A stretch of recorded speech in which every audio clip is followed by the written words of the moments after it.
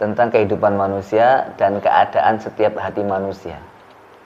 Kalau kita ngaji seperti ini, diharapkan kamu nanti punya hati yang legowo, punya hati yang lapang dada, dan punya jiwa yang luas. Gimana? Kita ngambil dari kalam mutiaranya Syekh Ibnu Athaillah Sakandari dari kitab Al-Hikam. Ada yang mengatakan andaikan sholat itu boleh selain Quran, maka yang layak dibaca adalah kitab Hikam. Saking menariknya. Alhamdulillah insyaallah sudah hatam. Ya, kenapa insyaallah jaganya ono sing kelewatan. Yang kedua, yang biar nggak baca banyak itu munajatnya, itu nggak hatam. Munajatnya terakhir itu nggak akan sebagian aja. Tapi kalau hikamnya insyaallah sudah. Kita lanjutkan lagi sekarang. Beliau mengatakan begini, ini adalah kalau kamu nggak punya ilmu ini, maka dipastikan hidupmu akan terus-menerus sakit hati dan sakit hati. Dan akan terus tersinggung dan tersinggung pada orang lain. Dan menariknya kamu akan terjatuh dalam suudzon dan terjatuh kepada ghil. Ghil itu apa? Rasa tidak enak sama orang lain. Itu berbahaya. Ahli surga itu nggak punya rasa ghil, nggak ada. Nah, kita baca bagaimana beliau mengatakan ini. Semua orang tanpa terkecuali apapun pangkatnya, apapun modelnya, wajahnya, nasabnya, kedudukannya, uangnya, hartanya, kepintarannya, apapun manusia pasti ada rasa nggak enak sama orang dan ada masa di mana orang cuek nggak memperdulikan dia. Meskipun pejabat top pernah dia dicuekin, meskipun orang yang dihormati seluruh Indonesia Raya pasti dia pernah tidak dianggap orang penting. Itu pasti, maka kamu nggak usah merasa penting. Jadi ketika orang nggak ngaku penting, biasa aja. Kalau kamu merasa penting, kamu akan sakit hati ketika ada orang yang tidak membuat kamu penting. Nah, ini sekarang beliau mengatakan gini, mata alamaka adamu iqbalin nasi alaika, ketika kamu tersakiti, manusia tidak menghiraukanmu, tidak menghadapmu dengan pandangan yang baik dan memuliakanmu, au tawajjuhuhum bidzammi ilaika, atau mereka melihatmu dengan pandangan yang merendahkan ilaika kepadamu, apa solusinya? Hai, solusinya sekarang. Kamu pasti pernah itu ngalami itu. Guru diremeno muridé ya, dikandani debat ae gak trimo. Misale ya, atau guru mendeli ambek gurune dan seterusnya lah. Ono ae guru tersinggung itu pasti ada. Atau murid tersusah sama gurunya. Ini guru kok ngene modele. Nah, misalnya ya. Pokoknya orang itu pasti akan merasa seperti itu. Mungkin suami merasa diremehkan istrinya, istrinya merasa nggak dicintai suaminya, atau nggak dinomorsatukan suaminya. Pasti ada. Gimana caranya? Nah, kamu nggak dianggap orang dan kamu dihina sama orang. Gimana solusinya? Ini solusinya. Farji' ila ilmillahi fika. Solusinya adalah kembali ingatlah kepada pengetahuan Allah terhadap dirimu. Kamu dibilang, oh bakhil. Ingat, Allah lihat saya bakhil apa enggak ya? Oh, saya setiap subuh sedekah alhamdulillah. Ada orang enggak punya uang, saya kasih alhamdulillah. Ada orang minta sepertinya selalu saya kasih kalau saya punya. Alhamdulillah, cukuplah Allah sebagai zat yang melihatku dan yang mengakui semoga Allah menerima sedekahku. Lah ngono carane. Arek iku lho males. Lho pondok turu wae misale. Ya Allah, Engkau tahu saya tidur pasti ketiduran. Engkau tahu jam 1 saya mesti melek, enggak bisa tidur dan saya baca Quran, saya bangun, saya belajar. Ya Allah, biarkan teman saya ngomong seperti itu, enggak ada masalah. Lho ngono. Ciri-ciri ikhlas, kamu tidak tergores dengan hinaan orang. Itu ciri ikhlas. Arek iku lho gak ikhlas, ngaji sok-sok pamer. Ya Allah, Engkau tahu saya enggak pamer ya Allah. Nyaman. Justru orang itu kalau dihina kok nyolot itu biasanya nggak ikhlas. Dihina kok tambah reaksinya drastis, ya itu bahaya gitu. Maka kalau kamu dihina orang, diomongin nggak enak sama orang, cukuplah pengetahuan Allah kepada dirimu sebagai penghiburmu. Lho ngono rek. Paham tak kira? Karena iku lo gak tahu bantu orang. Ya Allah, Engkau tahu saya setiap pagi mesti bantu orang. Semoga Engkau ridho kepadaku dan Engkau menerima amalku ya Allah, dan saya ridho atas omongan orang kepada diriku. Lho ngono. santai. Ya, kalau kamu menghiraukan ucapan orang, berarti kamu menganggap orang itu penting. Berarti kamu menganggap orang itu bisa menentukan hidupmu. Kenapa orang itu nggak penting? Bukan orang nggak penting, orang itu penting. Ini bahasa yang lain, penting dalam tanda kutip loh ya maksudnya ya. Penting artinya tidak bisa menentukan hidup kita, itu maksud saya. Bukan penting itu nggak penting, ya penting orang itu pasti. Artinya apa? Manusia itu tidak punya pengaruh apa-apa dalam kehinaan kita atau dalam kemuliaan kita, maksudnya. Kamu menghina saya, kalau Allah muliakan saya, sama nggak ada masalah. Makanya kalau sudah aku sih mau wala ya'izzuman adait, tidak akan mungkin mulia orang yang engkau musuhi Allah. Wala yadhillu man walait, orang itu nggak akan hina ketika engkau memuliakannya. Nah, begitu. Jadi kalau kita punya ilmu dan mindset seperti itu, hidup itu insya Allah lebih damai, lebih tenang, lebih khusyuk. Gak apa-apa saya dihina, yang penting engkau memuliakan saya Allah. Lah ngono carane. Gak penting manusia, artinya apa? Gak penting ucapannya dalam menentukan nasib saya. Ya dulu pernah difitnah, dijelek-jelekan di depan muridnya beliau waktu di Syria. Dijelek-jelekan. Yang menjelekkan ngomong ke Buya. Kan nggak beliau tambah biasa merespek, dia tambah hina di matanya.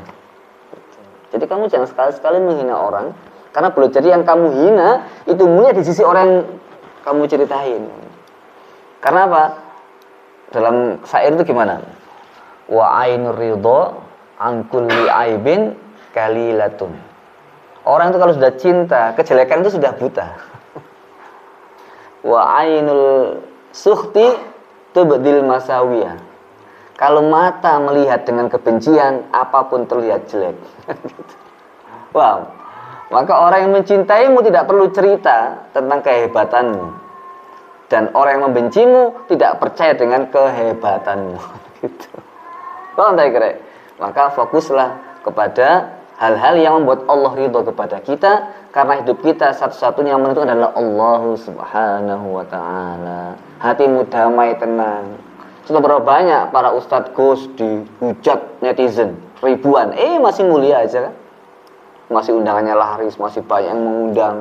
Meskipun dihujat, justru yang menghujat itu malah jelek, jatuh harga dirinya. Ya kan? Nah, maka jangan sekali-sekali kita itu susah gelisah dengan pandangan orang, tapi kita harus fokus terhadap pandangannya Allah.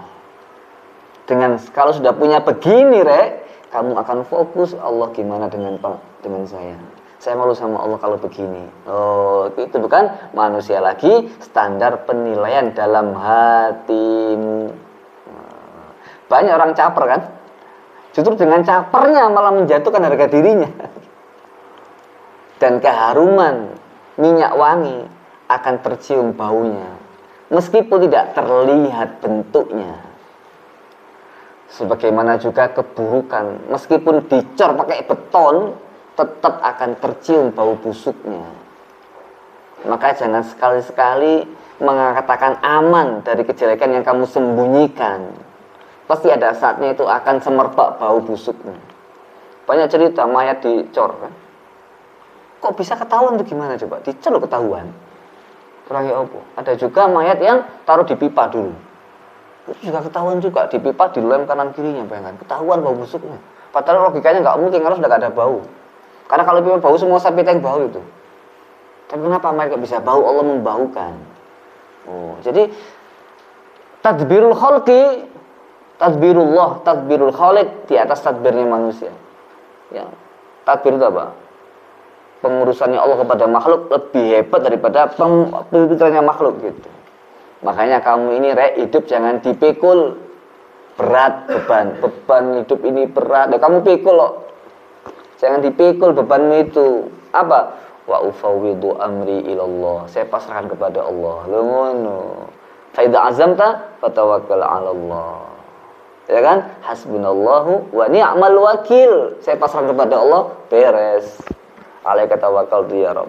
Selesai. Saya hanya bisa berusaha, saya ngaji Quran, saya berusaha belajar siang malam, capek ya, saya terjang, saya lawan, selebihnya saya pasrah kepadamu. Hidup tenang, damai, sentosa.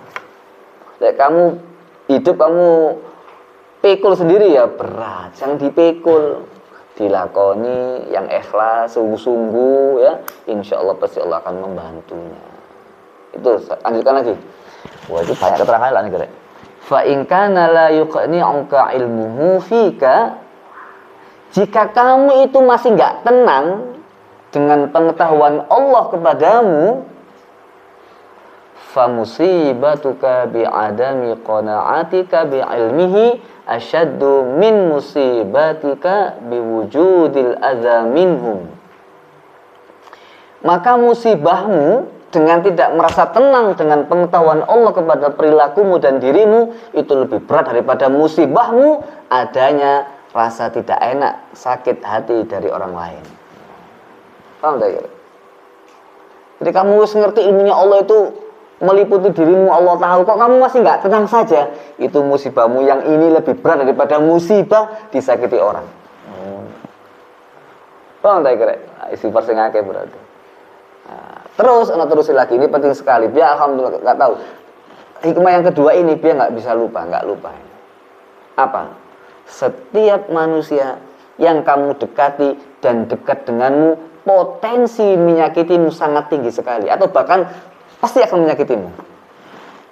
Kamu akan dibuat tersinggung, meskipun dia nggak menyinggung kadang. Dan apapun yang kamu lakukan di dunia ini, apapun aktivitasmu, pasti membuat kamu merasa tidak nyaman, tidak enak. Pasti. Apa saja. Semua itu membosankan. Apa saja. Kerja, aku pengen kerja. Setelah kerja, kerja kok gini modeli. Nulis tugas, file hilang. Nulis tugas, gak ketemu materi. Gak ketemu referensi. Wis ketemu, hilang lagi ndolek ini. Terus, sudah ketemu, sudah di print, sudah siap. Ternyata filenya hilang. File ketemu di print, dosennya ngamuk-ngamuk gak cocok. Pokoknya apapun yang kita lakukan pasti akan membuat kita itu tidak nyaman dan tidak enak. Ngechat, kena chat tangannya. Pasti.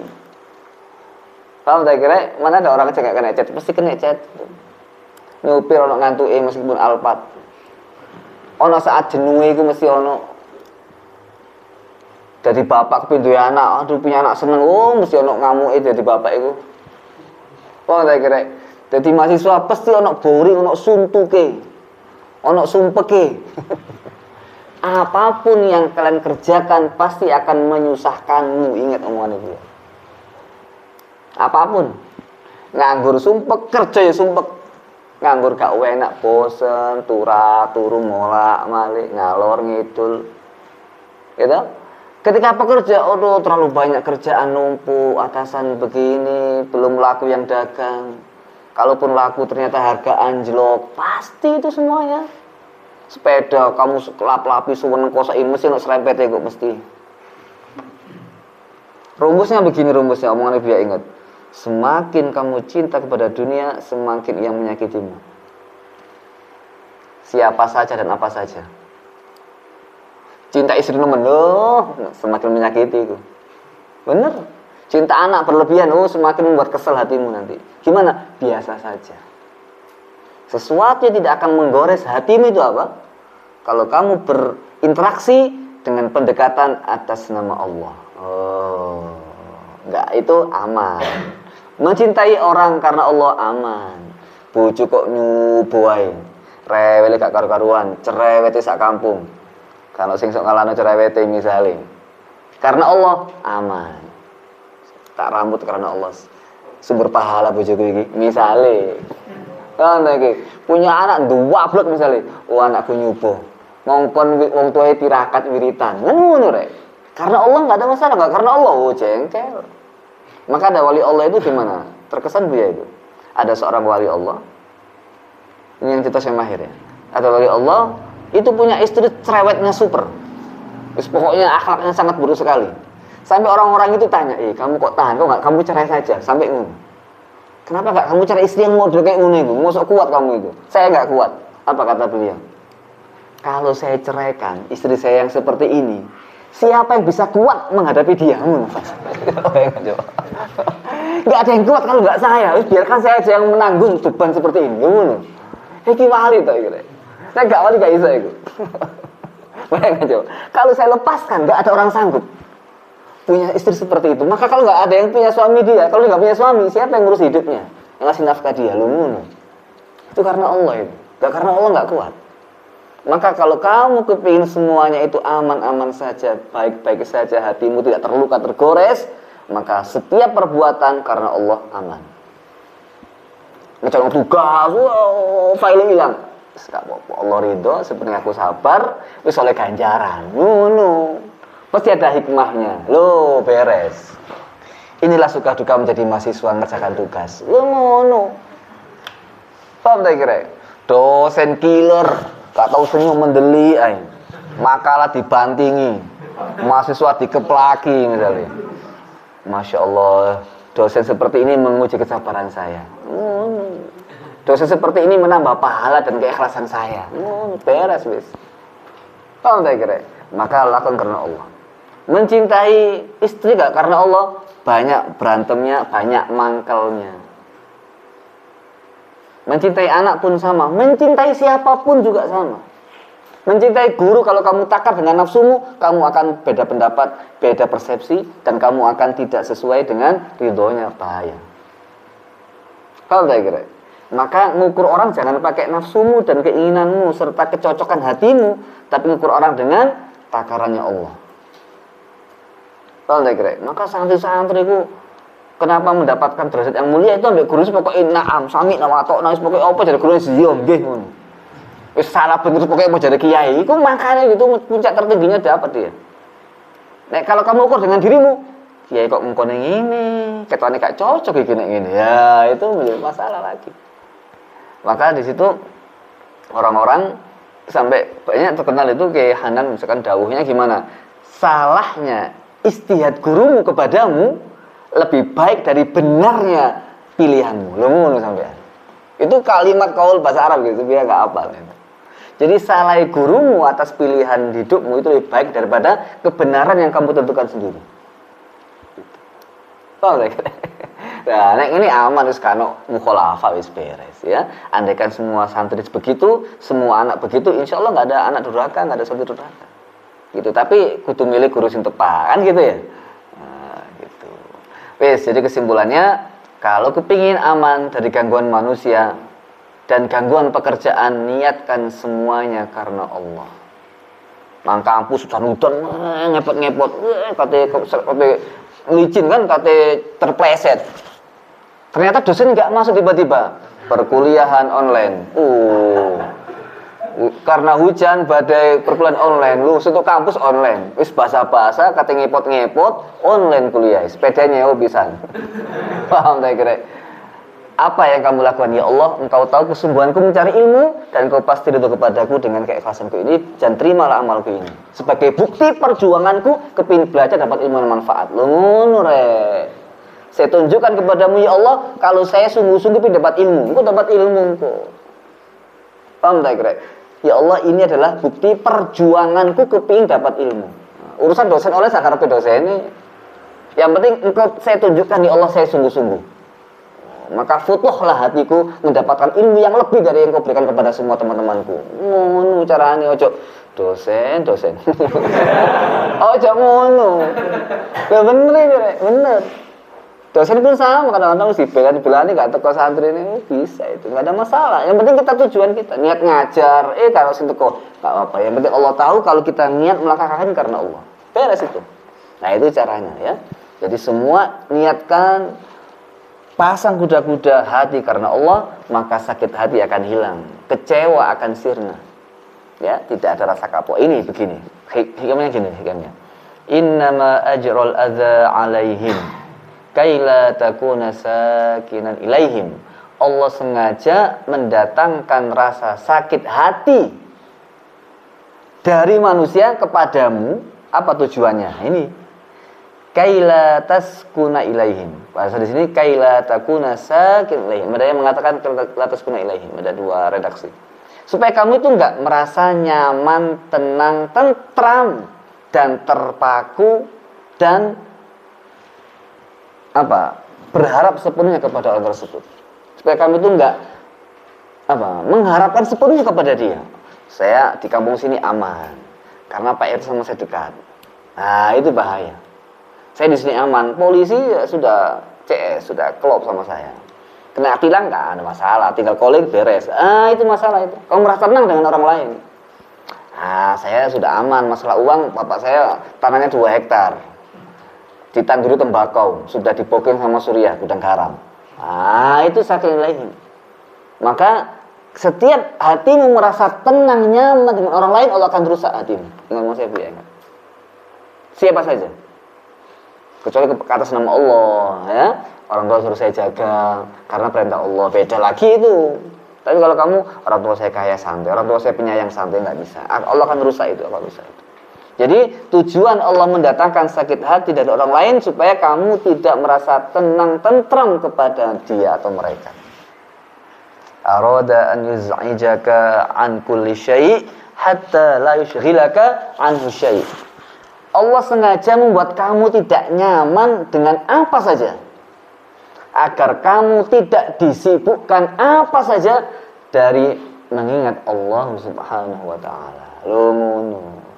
Apapun yang kamu pegang, yang kamu geluti, yang kamu lakukan, itu pasti mengecewakanmu apa-apa. Gak ada mobil gak beset, pasti beset. Gak ada laptop gak pernah rusak error, mesti ada errornya. Gak ada HP mulus-lus, gak ada. Supaya hatimu itu gak terlalu cinta sama itu. Tahu tak kira? Makanya gak ada orang yang 100% sesuai keinginanmu, gak ada.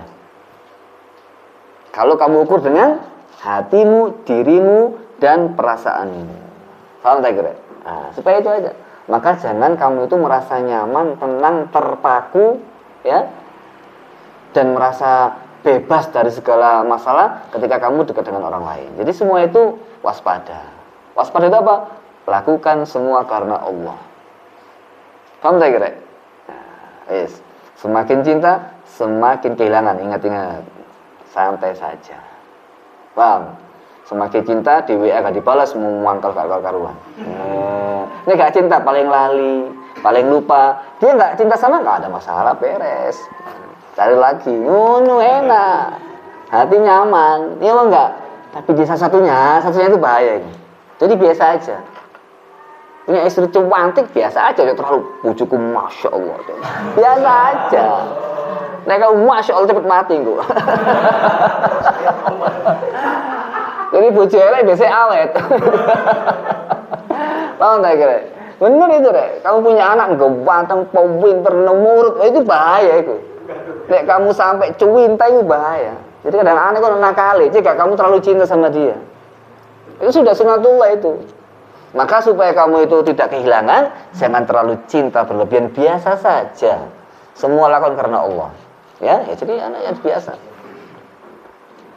Tadi Buya itu kan persiapan mau, kan Buya mikir materi apa ya, habis Isa tadi. Terus Buya itu ada Buya kan di samping Buya kan, yang baca Buya. Hatinya Buya itu sengaja, bukan sengaja, kayak sengaja dan ya sengaja lah. Buya cinta sekali sama Buya itu, cinta sekali sama Buya. Permohonan satunya kan, apa yang terjadi dek?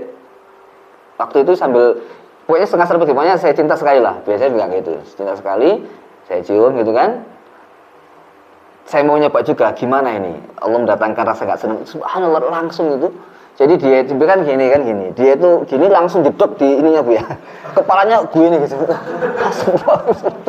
Ya dia gak marah, gini langsung praktek gitu. Menjengkelkan kan? Dia tak rangkul, sebenarnya gue kan.